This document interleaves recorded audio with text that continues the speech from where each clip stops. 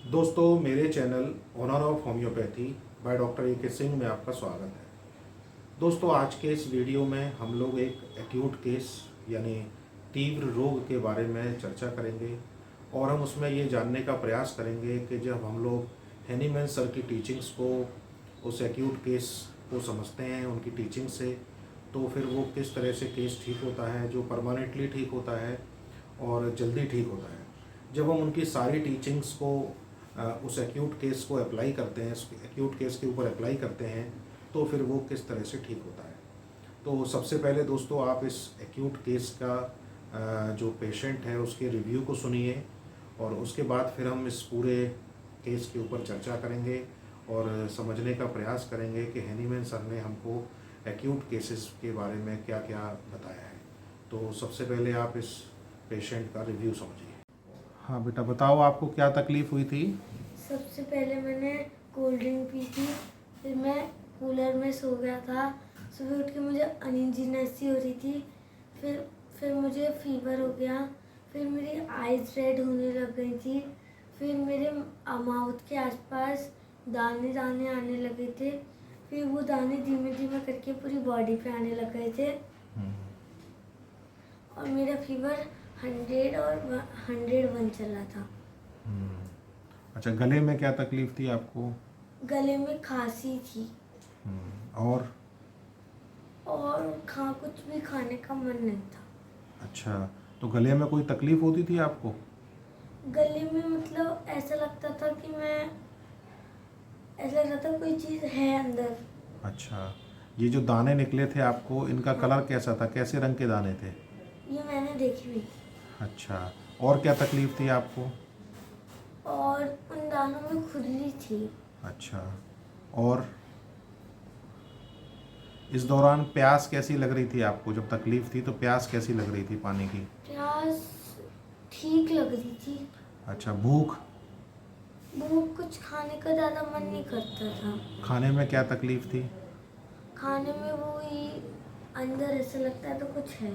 अच्छा, और अच्छा, जब आपको दवाई दी गई तो उसके बाद ठीक होने में आपको कितना टाइम लगा। मुझे 7 to 8 डेज लगे ठीक होने में। अच्छा, फिर जब ठीक हो गए आप, उसके बाद फिर आपकी भूख कैसी है। उसके बाद मेरी भूख बिल्कुल ठीक है। अच्छा, दाने अब कैसे हैं पूरे शरीर पर। पूरे शरीर पर नहीं है दाने अब गले में कोई तकलीफ़। नहीं, अब नहीं है गले में खांसी नहीं।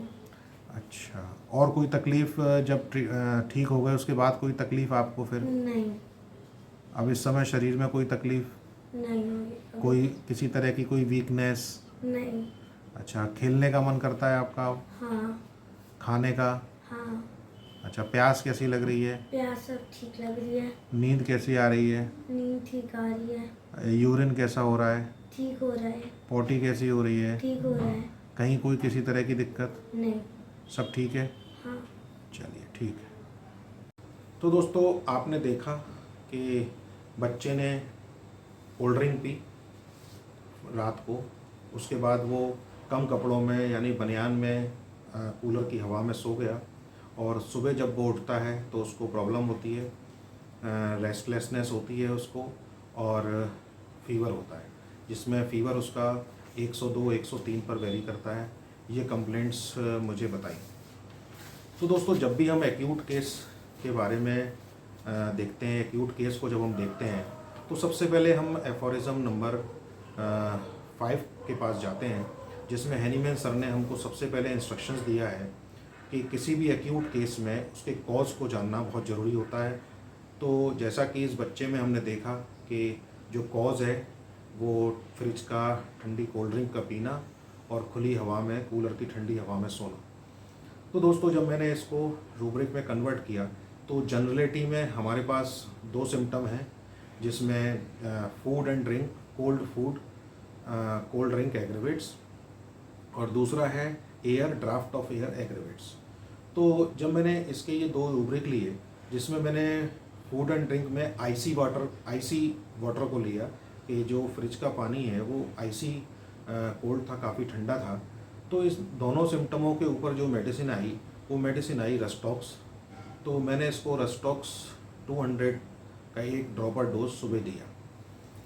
दोस्तों, जब मैंने उसको दिया 2 घंटे बाद मैंने ऑब्ज़र्व किया, मैंने पूछा क्या हाल है, तो पता लगा कि उसमें कोई चेंज नहीं है, अभी रेस्टलेसनेस वैसे ही बनी हुई है, फीवर भी उसका 102, 103, 102 इस तरह से चल रहा है और किसी तरह का उसके अंदर कोई चेंज नहीं है। मेंटली वो अभी रेस्टलेस ही है और भूख भी कम हो गई है, पानी भी वो कम पी रहा है और चादर ओढ़ करके सोया हुआ है और अपने आप को थोड़ा रेस्टलेस फील कर रहा है। दोस्तों इसके बाद अगर हम दवाई देते हैं और उस दवाई देने के बाद जब हमको उसके अंदर इस तरह का लगता है कि दवाई ने कोई चेंज नहीं किया, तो हैनीमैन सर उसमें हमको एफोरिज्म नंबर 158 में बताते हैं कि अगर कोई एक्यूट डिजीज़ है और हमने उसमें कोई मेडिसिन दी है तो उसमें फर्स्ट आवर में बदलाव आना चाहिए, अन्यथा वो जो दवाई है वो ठीक नहीं है, वो दवाई उसको पूरी तरह से ठीक नहीं करेगी।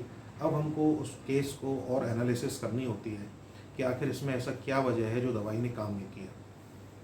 तो एफोरिज्म नंबर 158 में वो हमसे कहते हैं कि the slightest homeopathic aggravation during the first hour is very good prognostic. तो ये एक ऐसा सिम्टम है, जैसी एक लाइन उन्होंने हमको दी है कि हम जिससे समझ जाते हैं कि अब हमको आगे क्या करना है। दोस्तों एफोरिज्म नंबर 73 में वो एक्यूट डिजीज़ के कुछ कारणों को भी बताते हैं कि एक्यूट डिजीज़ के क्या क्या कारण हैं, जिसमें बताते हैं कि अगर किसी ने खाना ज़्यादा खा लिया, ओवर ईटिंग कर ली, या किसी को खाने की सप्लाई कम हुई यानी कि जितनी उसको नीड थी उतना नहीं मिला, तो वो प्रॉब्लम में आ जाएगा। ओवर चिल्स हैं यानी कि ओवर कूलिंग है बॉडी की, ओवर हीटिंग है, स्ट्रेन्स हैं और जैसे कोई चीज़ उसने लिफ्ट करी, स्ट्रेन हो गया, कोई इंजरी हो गई। फिजिकल इम्प्रेशंस में जैसे हमने ओवर हीटिंग और चिल्स को समझा, इमोशनल डिस्टर्बेंसेस हैं। तो ये सब कुछ कारण हैं जिसकी वजह से एक्यूट डिजीज़ या फेवराइल कंडीशंस डेवलप हो जाती हैं। तो इन सारे कारणों पे जैसे जैसे हमको आगे के वीडियोस में हम सारे कॉजेस को डिस्कस करेंगे और उसके ऊपर केस को भी समझने का प्रयास करेंगे। तो दोस्तों हमने देखा कि इस बच्चे में ओवर कूलिंग हुई है, यानी कि फ्रिज की ठंडी बोतल निकाल करके कोल्ड ड्रिंक पी इसने, उसके बाद ये ठंडी हवा में सोया, तो ये इसकी बॉडी जो है उस पर जो अफेक्शन आया वो ओवर कूलिंग की वजह से आया। ये ओवर कूलिंग की वजह से फीवर की कंडीशन इसमें डेवलप हुई। तो दोस्तों अब हम ये समझने का प्रयास करेंगे कि हैनीमैन सर ने हमको इस तरह के केसेस को ठीक करने के लिए क्या क्या इंस्ट्रक्शंस दिए हैं। अब दोस्तों जब मैंने पहले दवाई दी उसको रेस्टॉक्स, उससे कोई चेंज नहीं आया, तो फिर हम लोग उनके एफोरिज्म नंबर 3 पर जाते हैं, जिसमें वो हमसे कहते हैं कि सबसे पहले हमको नॉलेज ऑफ द डिज़ीज़ को प्राप्त करना चाहिए कि आखिर ये डिज़ीज़ है क्या। तो जब मैंने इसको बच्चे को देखा तो मुझे इसके फेस पर और इसके माउथ के अराउंड कुछ छोटे छोटे दाने से दिखाई दिए, इरप्शंस दिखाई दिए। तो मुझे लगा कि अब ये कुछ डिज़ीज़ और है और इसमें एक इरप्टिवनेस आ रही है, यानी कि इरप्शंस इसके अंदर डेवलप हो रहे हैं। तो ये जो फीवर है वो एक इरप्टिव फीवर है। तो दोस्तों जब इरप्टिव फीवर को हम लोग पैथोलॉजी से पढ़ते हैं तो मैंने इसके इरप्शंस को देख करके जो डायग्नोस किया वो हुआ कि ये स्कारलेटिना फीवर है। ये एक ऐसा फीवर है जिसमें बॉडी पे इरप्शंस आते हैं और वो इरप्शंस पूरी बॉडी पर आते हैं, किसी एक पार्ट में नहीं, वो धीमे धीमे पूरी बॉडी पे इरप्शंस आते हैं। उसके साथ साथ फीवर चलता है, फीवर के साथ में उसको सोर थ्रोट होता है, उसकी टंग जो है बहुत ज़्यादा रेड होती है और उसके साथ ये सारी चीज़ें होती हैं। और जब पैथोलॉजी में हम देखते हैं तो ये एक बैक्टीरियल इन्फेक्शन है और ये स्ट्रेप्टोकोकस नाम के बैक्टीरिया के द्वारा ये डिज़ीज़ क्रिएट होती है। तो आज हम इस वीडियो में ये समझने का प्रयास करेंगे कि इस तरह के जो पैथोलॉजिकल कंडीशन होती हैं वो होम्योपैथी से किस तरह से ठीक होती हैं और होम्योपैथी उनको किस तरह से परमानेंटली ठीक कर देती है। तो दोस्तों जब हमने फर्स्ट पॉइंट उनका देखा नॉलेज ऑफ डिजीज़, तो हमने उससे ये देख लिया कि ये इरप्टिव फीवर है। तो फिर मैंने दोस्तों इसके रूब्रिक्स दिए दोबारा से और उसमें वो दोनों रूब्रिक्स लिए, जनरल फूड एंड ड्रिंक में कोल्ड फूड और कोल्ड ड्रिंक एग्रेवेट। उसके बाद मैंने इसमें लिया ड्राफ्ट ऑफ एयर एग्रेवेट और एक बहुत ही इम्पोर्टेंट जो सिम्टम मैंने इसमें लिया वो है सडन मैनिफेस्टेशन। ये भी एक जनरलिटी में दिया हुआ है, बहुत ही इम्पोर्टेंट सिम्टम है कि आपने देखा कि बच्चे ने रात में कोल्ड ड्रिंक पी और वो इस तरह से ठंडी हवा में सो गया और उसके बाद ही उसको ये फीवर आ गया, यानी कि उसको सडन ये प्रॉब्लम क्रिएट हो गई। तो एक रूब्रिक लिया मैंने सडन मैनिफेस्टेशंस, और फीवर के जो चैप्टर है उसमें एक रूब्रिक दिया हुआ है फीवर इरप्टिव स्कारलेटिना। उसमें 2 ही रूब्रिक हैं, फीवर इरप्टिव स्कारलेटिना या मीजल्स। तो ये मीजल्स नहीं था, ये स्कारलेटिना फीवर था, इसलिए मैंने ये इसके 4 रूब्रिक्स लिए। और 4 रूब्रिक्स लेने के बाद दोस्तों ये जो दवाई इसमें आती है वो 2 दवाई आती हैं, एक तो बेलेडोना और एक कैंथेरिस। तो दोनों को ही जब हम स्टडी करते हैं तो उसके बाद दोस्तों दूसरा पॉइंट एफोरिज्म 3 में एनीमैन सर बताते हैं कि नॉलेज ऑफ द ड्रग, यानी कि जो मेडिसिन हम लोग दे रहे हैं, जो ड्रग हमको अप्लाई करनी है, उस ड्रग के अंदर ये पावर है कि नहीं कि वो उस डिज़ीज़ को ठीक कर पाए। तो जब हमने उसके स्कारलेटिना फीवर और सारे रूब्रिक ले लिए, उन रूब्रिक्स को वो बेलेडोना कवर करती है, तो इसका मतलब उस बेलेडोना के अंदर वो पावर है, वो इस डिज़ीज़ को ठीक कर लेगी। तो दोस्तों फिर मैंने इसको बेलेडोना 200 का ड्रॉपर बना करके 1 डोज पहले दी। उसके बाद दोस्तों एफोरिज्म नंबर 3 में कहते हैं कि what is curative in medicine, कि जो मेडिसिन है उसमें क्यूरेटिव क्या है, यानी कि उसमें जो उसकी पावर है और जो उसके अंदर जो सिम्टम्स प्रूविंग में आए हैं, तो वो उन सिम्टम्स के बेस पे उस डिज़ीज़ को क्योर करेगी, उस डिज़ीज़ को क्यूरेटिव क्योर की तरफ ले जाएगी। तो हमने जो है नॉलेज ऑफ डिज़ीज़ ले ली, हमने नॉलेज ऑफ मेडिसिन ले ली, और अब हम उस ड्रग को अप्लाई करते हैं। तो उसके बाद 5th पॉइंट में वो कहते हैं undoubtedly morbid in the patient, कि हमको ये भी समझना है कि उस पेशेंट में मॉर्बिड क्या है, उस पेशेंट में जो तकलीफ़ है, यानी कि क्या चीज़ उसके अंदर बीमार हो गई है जिसको हमको ठीक करना है। तो दोस्तों जैसा कि हमने देखा कि बैक्टीरियल इन्फेक्शन है, और वो बैक्टीरियल इन्फेक्शन जो हुआ है वो सबसे पहले जो उसका वाइटल फोर्स है, जो उसकी जीवनी शक्ति है, उसके ऊपर जो ठंड का ओवर जो कूलिंग उसको हुई है, उसकी वजह से ये बैक्टीरियाज जो है डेवलप हुए, और इसकी वजह से फिर ये डिज़ीज़ का प्रोडक्शन हो रहा है। दोस्तों इस बारे में हमारे जो कैंट सर हैं उन्होंने लिखा है अपने जो एफोरिज्म हैं उनके लेसर राइटिंग में पेज नंबर 663 पर लिखते हैं कि the microbes is not cause the disease. जो माइक्रोब्स हैं वो बेसिकली डिजीज़ को कॉज नहीं करते, हमको वाइटल फोर्स को ट्रीट करना चाहिए। यानी कि जो वाइटल फोर्स है, जो हमारा लाइफ फोर्स है, जो हमारी लाइफ को रन कर रहा है, वो उस कूलिंग की वजह से उसकी जो एनर्जी ले है वो कम हो गई है, वो एक अपने आप को लो फील कर रहा है, और इस वजह से ये बैक्टीरियाज जो है वो डेवलप हो गए हैं। और ये बैक्टीरियाज हमको साइन एंड सिम्टम्स, यानी कि ये बताने के लिए हैं कि बॉडी पर, यानी कि वाइटल फोर्स की जो एनर्जी है वो कम हो गई है, उसको बताने के लिए ये बैक्टीरिया का इन्फेक्शन हुआ है, और बैक्टीरिया के इन्फेक्शन के बाद जो बॉडी है उसके ऊपर साइन एंड सिम्टम्स आ रहे हैं। दोस्तों इसको समझने के लिए हम लोग एक साइंस पढ़ते हैं जिसको जर्मन न्यू मेडिसिन कहते हैं, जो एक डॉक्टर हैमर थे, उनकी वो साइंस है। तो उन्होंने उसमें बताया है कि जो माइक्रोब्स हैं, चाहे वो बैक्टीरिया हैं, वायरस हैं, फंजाई हैं, इनका डेवलपमेंट यूनिवर्स ने ह्यूमन बीइंग के साथ ही किया है। और हम लोग देखते हैं कि कई सारे यूज़फुल बैक्टीरिया, जैसे दही हम खाते हैं तो उसमें यूज़फुल बैक्टीरिया हैं, ऐसे ही जो बैक्टीरिया और जो माइक्रोब्स हैं इनका हमारे साथ एक सिम्बायोटिक कॉम्बिनेशन है, यानी कि ये हमारे साथ सिम्बायोसिस में रहते हैं, ये हमारी हेल्प के लिए हैं। यानी कि जब हमारे वाइटल फोर्स की, यानी कि लाइफ फोर्स की एनर्जी अगर कम होगी तो ये हमको ये बताने के लिए आएंगे कि आपके वाइटल फोर्स की एनर्जी कम हो रही है, लाइफ फोर्स की एनर्जी कम हो रही है। ये जब एक्टिव होते हैं तो फिर बॉडी पे साइन एंड सिम्टम्स आते हैं। और दोस्तों जब हमने नॉलेज ऑफ डिजीज़ लिया था, जब हमने नॉलेज ऑफ डिजीज़ देखी थी, तो जो स्कारलेटिना फीवर है उसमें एक ड्रग यूज़ होती है पेनिसिलिन। तो पेनिसिलिन बेसिकली क्या करेगी, इन बैक्टीरियाज को किल कर देगी। तो जब ये बैक्टीरिया किल होंगे तो सिम्टम्स कम हो जाएंगे, सिम्टम्स ख़त्म हो सकते हैं, लेकिन जो वाइटल फोर्स और हमारे लाइफ फोर्स के ऊपर जो उस ठंड का प्रभाव है वो ख़त्म नहीं होता।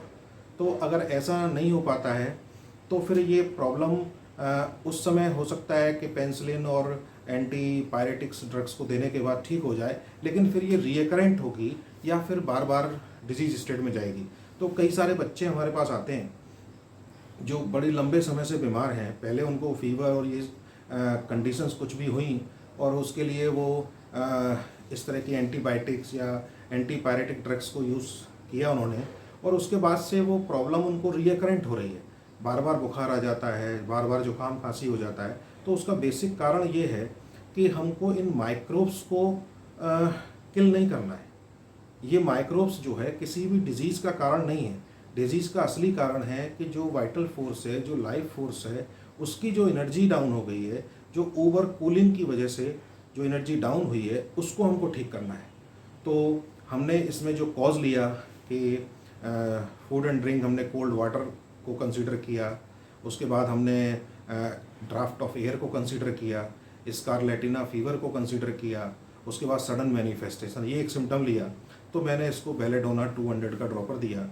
तो ड्रॉपर देने के बाद दोस्तों क्या हुआ कि जो इरप्शंस थे, वो इरप्शंस इसके बच्चे के नेक पर आ गए, और इसका जो फीवर था वो 102 के, जो 103 को भी टच कर रहा था, लेकिन अब वो 102 पर ही आना शुरू हुआ। तो इस तरह से दोस्तों हम लोग ट्रीटमेंट को शुरू करते हैं। उसके बाद दोस्तों बहुत ही इम्पोर्टेंट चीज़ लिखते हैं। तो हमने ये जान लिया कि अनडाउटली जो है वो वाइटल फोर्स मॉर्बिड हुआ है, अनडाउटली वाइटल फोर्स मॉर्बिड हुआ है, और हमें उसको ठीक करना है। उसके बाद दोस्तों वो लिखते हैं कि suitability of medicine most appropriate according to its mode of action. तो जो मेडिसिन है उसकी सूटेबिलिटी होनी चाहिए, वो एग्जैक्ट होनी चाहिए। तो जो मोड ऑफ एक्शन है उसके अंदर जो मेडिसिन एक्ट करेगी, उसके अंदर ये पावर होनी चाहिए कि वो उस डिज़ीज़ को ठीक कर सके। तो ये हमने पहले ही जान लिया कि बेलाडोना के अंदर ये पावर है कि वो स्कारलेटिना फीवर को और उस ठंड के प्रभाव को, ओवर कूलिंग को ठीक कर सकती है।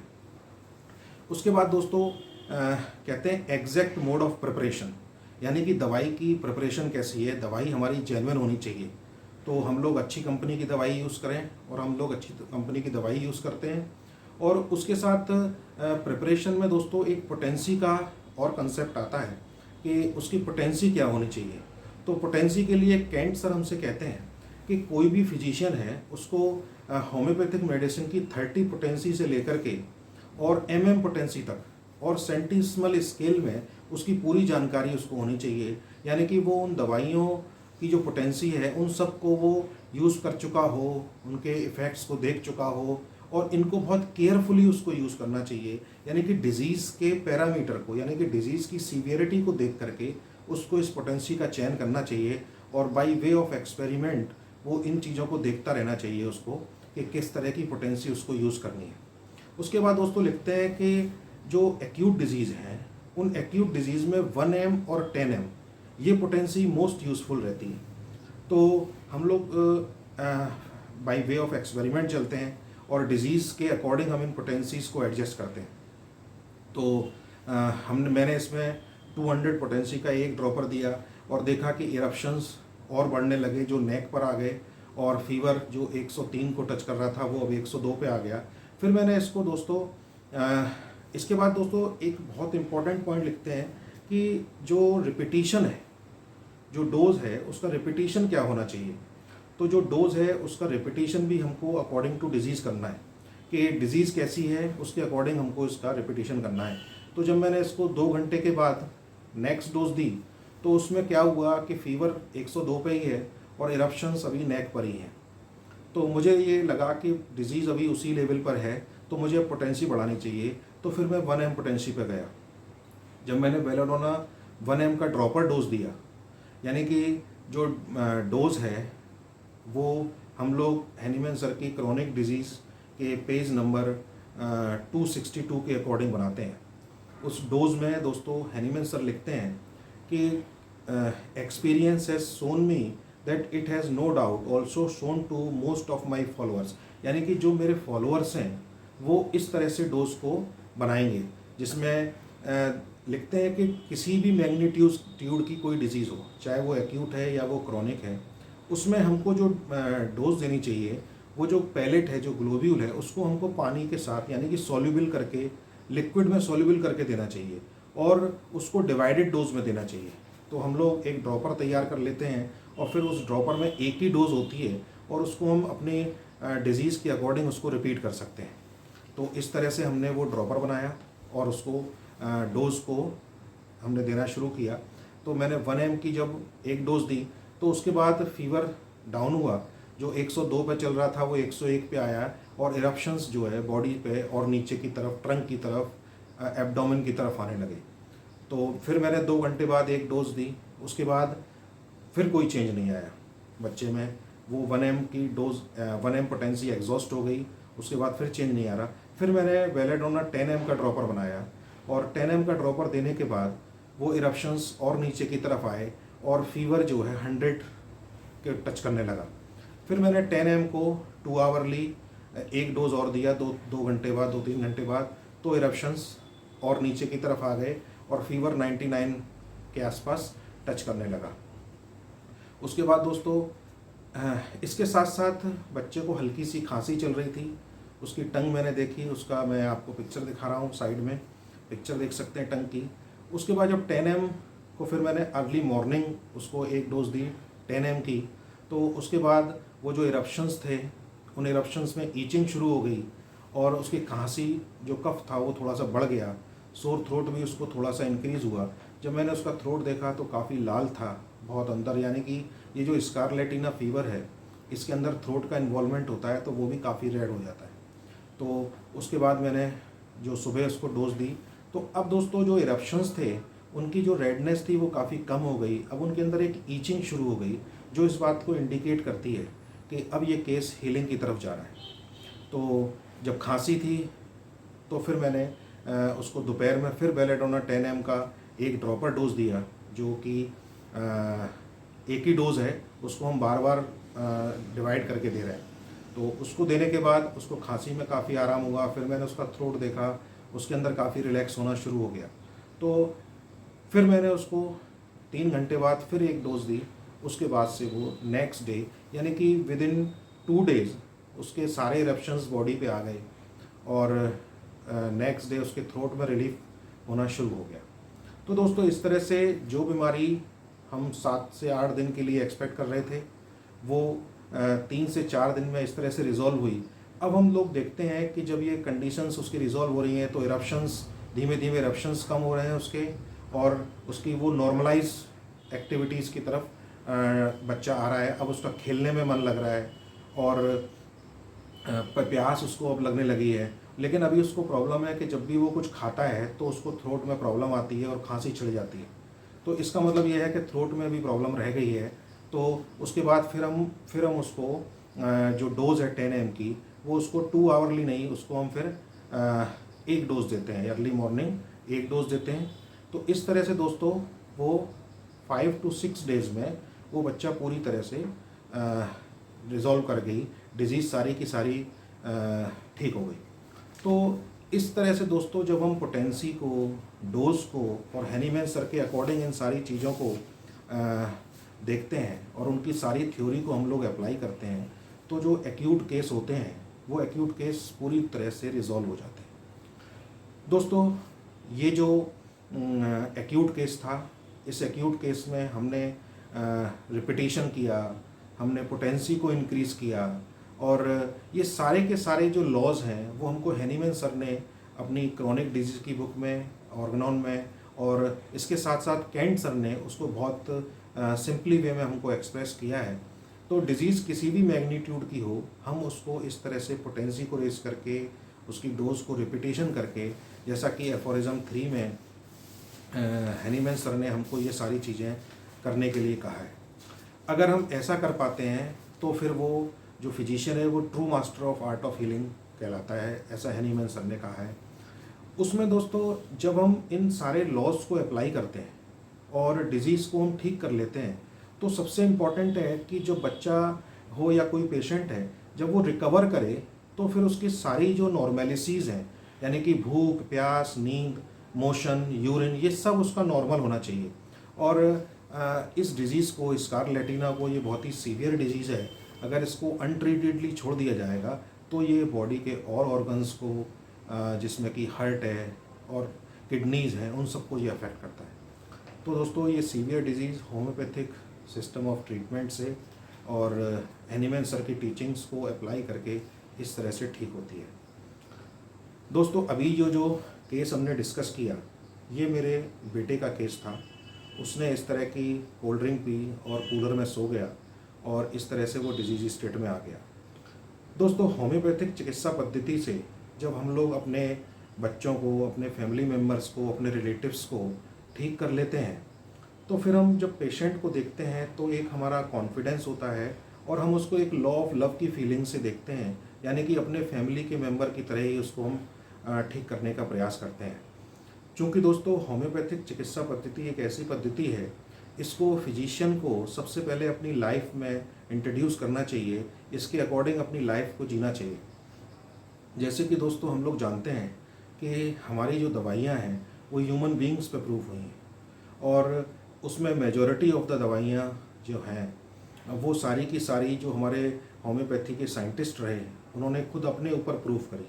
बहुत सारी दवाइयाँ हैनीमैन सर ने अपने ऊपर प्रूव करी हैं। एक हमारे साइंटिस्ट थे डॉक्टर कॉन्स्टेंटाइन हेरिंग, उन्होंने दोस्तों एक दवाई जो स्नेक के पॉइजन से बनी जिसको लेकेसिस कहते हैं, तो उसके जो पॉइजनस इफ़ेक्ट्स हैं उनको कम करके उस दवाई को जब अपने ऊपर प्रूव किया और प्रूव किया तो उनके थ्रोट में एक इस तरह का सेंसेशन परमानेंटली डेवलप हो गया कि वो उन्होंने फिर उस दवाई की प्रूविंग के बाद से लॉन्ग लाइफ कभी भी टाई का यूज़ नहीं किया, वो टाई नहीं पहनते थे।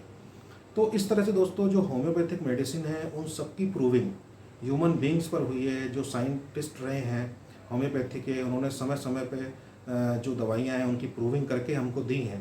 तो फिजिशियन को भी जो होम्योपैथिक प्रैक्टिस कर रहे हैं उनको भी इन चीज़ों को अपनी लाइफ में धारण करना चाहिए और अपने फैमिली मेम्बर्स को, अपने रिलेटिव्स को जब हम लोग ठीक कर लेते हैं तो उसी तरह से हम लोग पेशेंट को उसी फीलिंग के साथ ठीक करने का प्रयास करते हैं। तो दोस्तों इस वीडियो में इतना ही।